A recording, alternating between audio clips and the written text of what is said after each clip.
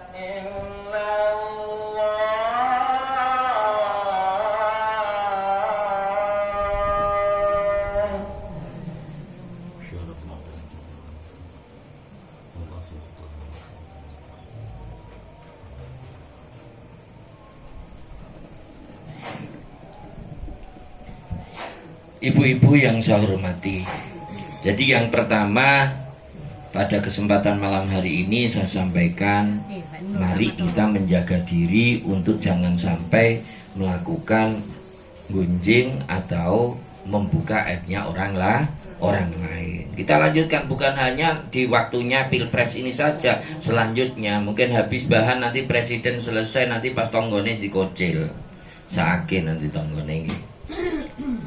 Ibu-ibu yang saya hormati, tadi nyampe kepada Sufyan Ats-Tsauri. Sufyan Ats-Tsauri itu saking kepinginnya, ikhlasnya di dalam ngajar, beliau itu memang tidak mau kenal sama murid-muridnya. Padahal beliau seorang ulama yang sangat terkenal pada waktu itu. Cuma untuk kayak gitu itu ya beratnya Masya Allah. Nah, pernah diuji, Sufyan Ats-Tsauri ini diuji, beliau itu kecebur ning sumur. Lahir kecebur ning sumur, dicongok sama orang, mau ditolong, ditanya, "Sampean siapa?" "Saya muridnya jenengan." Jangan ditolong saya, nanti malah kurangi pahalanya saya ngajar ke sampean." Ini terus kayak gitulah. Imam Sufyan Ats-Tsauri ini banyak sekali muridnya. Akhirnya namanya murid itu sebetulnya nggak usah diarahkan. Kalau guru itu baik, dirinya mesti akan hormat kepada gurunya. Nggak mungkin terus murid ladina lah salah natibi tolong tanda, tidak kira. Dirinya caranya gimana biar gurunya tetap selamat dan mau ditolong, akhirnya dirinya memerintahkan atau menyuruh seseorang. Dibilangi, nanti kalau kamu ditanya jangan sampai bilang kalau ada orang yang nyuruh, memang kamu benar-benar ingin menolong dan kamu memang benar-benar bukan muridnya. Akhirnya baru ketika itu Sufyan Ats-Tsauri bisa naik ke atas sumur tersebut karena pertolongan orang lain. Ini saking ikhlasnya di dalam mendidik murid-muridnya. Ini Sufyan Ats-Tsauri. Ini sekarang kan enggak, orang punya murid itu jadikan aset rata-rata. Ya. Apalagi kalau sudah pemilu kayak gini itu, wes di pondokan itu Masya Allah. Caranya diarahkan nanti, harus milih ini gitu.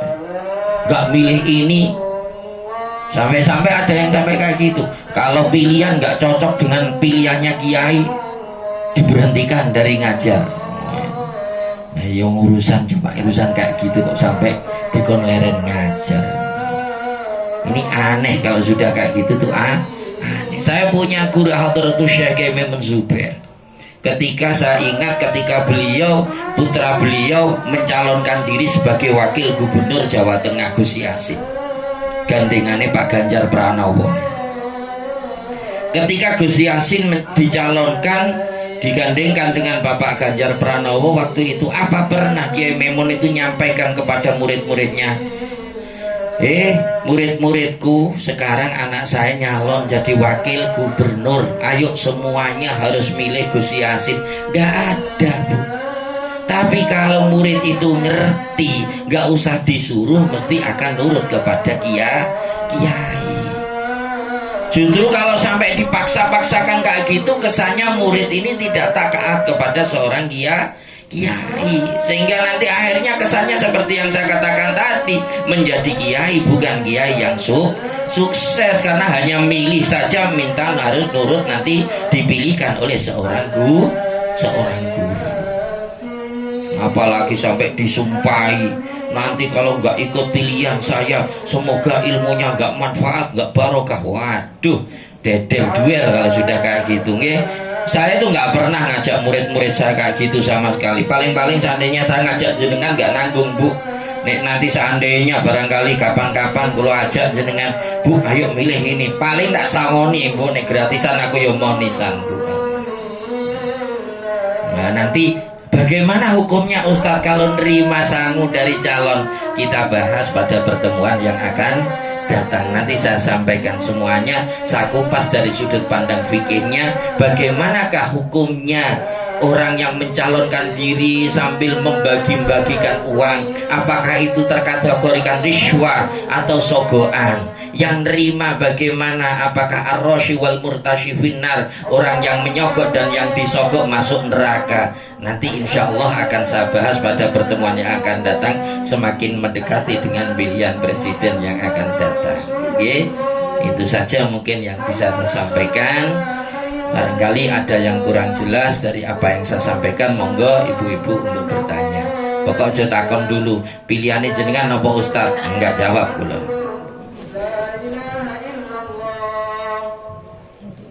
Monggo silakan.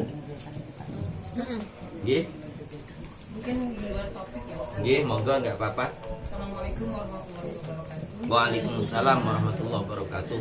Bu Ika. Begini Ustaz, ini kejadian benar. Nggih. Pada waktu kami dalam perjalanan mampir di masjid untuk sholat. Nggih. Kebetulan di sana itu waktu sholat dulu. Saya perkirakan mereka itu sholat dulu.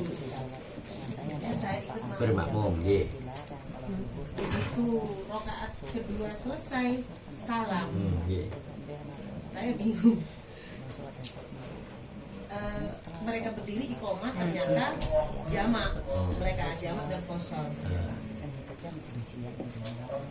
Akhirnya saya itu sholat lagi, sholat duhur, karena memang tadi niatnya duhur, bukan jamak, bukan kosong. Akhirnya saya sholat lagi sholat duhur dengan niat sholat duhur sendiri. Apakah yang saya lakukan ini benar? Gitu. Tapi saya sendiri bingung, ya sudah, yang penting niat saya sudah mau benerin sholat saya tadi begitu. Baik, terima kasih.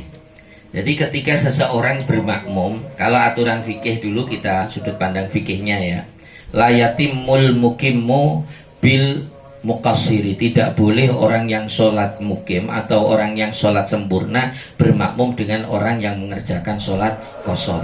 Itu tidak mungkin, tidak bisa kayak demikian. Sehingga ketika seandainya seseorang bermakmum kepada orang tapi nggak tahu, ini namanya tidak tahu. Kalau namanya hukum tidak tahu itu paling enak, nggak tahu itu mesti nggak apa-apa gitu. Sebetulnya bagaimana? Apakah ketika imam saya ini mau temu rakaat kedua kok wis salam gitu? Jenengan anggap saja jenengan sebagai makmum masbuk, lanjutkan, tinggal nambahi 2 rakaat, nggak apa-apa. Akhirnya saya ikut salam Ustaz. Iya itu. Begitu imam salam, nggih, refleks ikut salam. Pikiran saya rakaat. Itu. Jadi akhirnya karena saya was-was, saya sholat lagi. Iya. Sholat duhur dengan sholat zuhur yang sempurna. Sempurna, diulang kembali. Ya sudah diulang sempurna, ya sudah apa-apa. Berarti nanti sholat yang 2 rakaat tadi yang diangkat duhur tadi menjadi sholat sunat mutlak. Nggak apa-apa Bu itu. Nah, seandainya jenengan alami lagi, nggak usah khawatir. Sudah imamnya atau orang yang jenengan ikuti itu kok salah, assalamualaikum, berdiri saja sudah. Nggak usah tanya-tanyaan lagi. Loh tadi jenengan kok cuma 2 sendau, usah cuek aja. Lah karena kaget itu. Assalamualaikum warahmatullahi Ya. Langsung berdiri kan bisa ya Ustaz? Apa? Sudah ikut salam? Iya tidak apa-apa kalau seandainya misalnya begini, melanjutkan. saya sudah ikut salam, assalamualaikum, karena kaget ya. Gila kan bukan disengaja kan itu. Saya berdiri lagi untuk Nambah 2 itu sebetulnya boleh, tidak apa-apa. Jadi langsung berdiri lagi, tidak apa-apa. Dilanjutkan nambah 2 rakaat gitu. Jadi tidak apa-apa kayak demikian itu. Jadi cuma saja ya, ketika kita sebagai seorang musafir Bu, antara sholat sempurna 4 rakaat dengan 2 rakaat itu bagus mana pahalanya? Lebih bagus pakai 2 rakaat Bu, dikosor. Menghormati keringanan yang diberikan oleh Allah kepada kita. Jalannya cuma mau ke Bondowoso. Ya berarti bukan berarti istilah jamak itu. Perjalanan kok ada masjid berhenti gitu. Kejadiannya kayak gitu. Tak kira ini jenengan mau ke Surabaya gitu. Monggo ada lagi? Saya jamak mau bisa Kalau di bus itu kan tidak tentu ada ke barat apa ke Nggih. timur, itu gimana sholatnya itu? Kalau di bis ini sholatnya gimana? Ustaz jenengan mau sholat apa ini? Ya sholat wajib gitu. Sholat fardu. Kalau sholat fardu tidak bisa, kita hanya lihurmatil waktu saja. Kalau memang sudah terpaksa, seandainya kita maghrib, asar ya, kita sebelum sholat asar kan tidak mungkin asar dijamak dengan maghrib boten saged karena sudah beda waktu. Itu yang bisa kan duhur bi asar, maghrib bi isya. Nah seandainya asar, waduh gimana sama sih? Tidak apa-apa, kita sholat lihurmatil waktu, ngadep kemana wis pokok lah, pokok yang penting niat sholat. Nggak harus nanti pas supirnya suruh lurus terus, ya udah bisa bu, nanti tidak nabrak nanti malah nggih. Ikuti saja, nggak apa-apa. Nanti ketika sudah turun di terminal, secepatnya kita melakukan sholat asar kita qadha, kita ulang kembali karena kita berarti masih belum mengerjakan sholat. Ada lagi, monggo. Gimana? Iya. Jadi yang bisa dikerjakan itu kalau sholat sunat. Kalau sholat sunat itu diperbolehkan, tidak apa-apa. Jadi jenengan sudah biasa sholat tahajud, seandainya malam-malam jenengan tepak rombongan naik bis, mau berhenti bisnya lo namanya rombongan Benedict TV, nanti norak bareng bisa kancangan, gimana ya sudah tayamum saja terus niat untuk sholat tahajud, nggak apa-apa. Tapi kalau subuhnya ya harus berhenti gitu, nggak bisa. Gih, ada lagi? Ya Ustaz, ini Ustaz ada lagi Ustaz. Nah, pengalaman pribadi? Monggo. Seumpama kita ada masalah. Nah, di sela-sela waktu senggang, saya itu sholat hajat. Tidak tahu siang, malam, sore, pokok sholat hajat. Iya. Itu tidak ada sholat lagi, sholat hajat terus gitu saja. Gimana itu? Apa kita dikategorikan orang yang gimana? Apa boleh gitu? Iya. Kan? Jadi sholat hajat itu, pertanyaan mungkin gini Mbak ya. Apakah sholat hajat itu hanya bisa kita kerjakan pada waktu malam hari saja gitu? Enggak. Sholat hajat itu monggo dikerjakan siang hari ya enggak apa-apa, malam juga tidak apa-apa. Sama dengan sholat tasbih. Sholat tasbih jangan kerjakan malam enggak apa-apa, pagi juga enggak apa-apa, siang enggak apa-apa nggih. Itu sholat tasbih, dan itu enggak nunggu Jumat manis sholat tasbih. Nanti sholat tasbih kumpul, enggak Jumat manis sholat tasbih, enggak. Jangan tiap hari boleh sholat sunnah tasbih. Udah saya enggak tahu doanya, udah apa-apa doanya Robi Firli, udah apa Robana Ati, udah apa-apa. Yang penting sholat tasbih. Jadi bukan sholat hajat itu bukan sholat yang mempunyai waktu tertentu, boleh dilakukan kapan saja. Yang penting jangan setelahnya sholat subuh sampai terbitnya matahari, itu jangan. Kalau sudah sholat subuh tidak boleh, karena sholat hajat itu bukan terkategorikan sholat yang mempunyai sebab. Setelah asar juga jangan. Selain itu monggo kapan saja sudah. Ada lagi?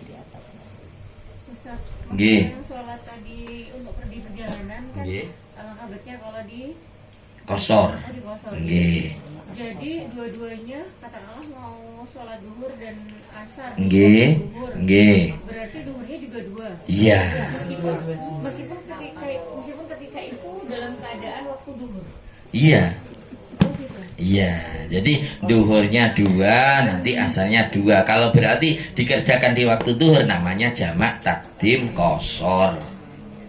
Jadi niatnya juga gitu. Sholli, kalau dalam hati pakai bahasa Indonesia tidak apa-apa. Allah dalam hati bilang, ya Allah salah sholat duhur, saya qashar, saya gabung dengan sholat asar jamak takdim. Allahu Akbar. Selesai sudah. Iya, enggak, dua rakaat, Mbak. Iya, jadi duhur selesai dulu salam. Itu disunahkan kita mau melakukan sholat yang kedua, kita disunahkan untuk baca iqamah. Allahu Akbar, syahadu an la ilaha illallah, syahadu anna Muhammadar Rasulullah sampai selesai. Nanti terus langsung kerjakan sholat yang kedua berarti sholat asarnya. 2 rakaat lagi gitu. Kalau nggih, monggo. Jeda. Enggak apa-apa, kalau hanya sebentar itu enggak apa-apa. Lah, ukuran U itu biasanya kalau di fikih istilahnya lama dan pendeknya menggunakan huruf, menggunakan standar orang banyak, kaprahnya itu termasuk Pak lama apa tidak jaraknya. Nah itu kalau rata-rata dalam kitab itu memberikan batasan jangan sampai kelewat dari satu rakaat. Jadi jarak antara sholat yang pertama dengan sholat yang kedua jangan sampai lebih dari satu rakaat. Jadi makanya cukup dengan kita qomat langsung berdiri kembali. Kalau lanjut Ustaz. jadi kalau seandainya nanti mau kejeding dulu lain lagi itu nanti urusannya ngantang boleh itu. Ya, jadi nggak boleh terpisah. Sama dengan apa khotib itu antaranya khotbah dengan apa sholat Jumatnya ini nggak boleh terpisah waktu lama. Jadi kalau sampai lewat dari satu rakaat nanti harus ngulang dari depan khotbah lagi terus kemudian dilanjutkan dengan sholat Jumat. Seandainya mas tepaan khotibnya nanti cek ngguaya terus habis selesai khotbah terus kemudian masih emo apa dan lain sebagainya kok waktunya panjang maka nanti harus terulang dari depan kembali karena itu harus bergandengan gitu. Ada lagi monggo? Ada. Nggih.